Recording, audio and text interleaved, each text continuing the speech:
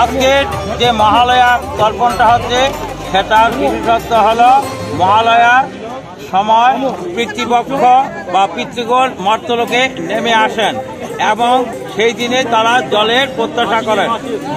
আর হিন্দু শাস্ত্রে আছে যদি তিল তর্পণ করা হয় তাহলে উত্তরসূরিদের তার পূর্বপুরুষের সুস্বাস্থ্য এবং নানা রকম আশীর্বাদ দিয়ে থাকেন।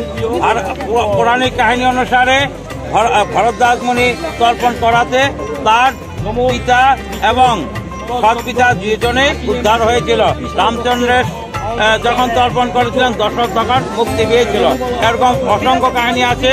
এই কাহিনীকে কেন্দ্র করে প্রত্যেক বছর মহালয়া অমাবস্যা দিন এই তর্পণ করা হয়। আমি মলয় পণ্ডিত সবাইকে বলছি যারাই পিতৃবিয়োগ করেছেন তারা অবশ্যই তর্পণ করবেন, কারণ এই একটা দিন অন্তত বৎসরে পিতৃপুরুষ আমাদের জলাকাঙ্ক্ষা হয়ে থাকে এবং এর মাধ্যমে নিজেদের বংশের নাম উজ্জ্বল হয় এবং আমরা আমাদের পূর্বপুরুষের চিহ্নিত করতে পারি। আমরা উদাহরণ যদি দেখি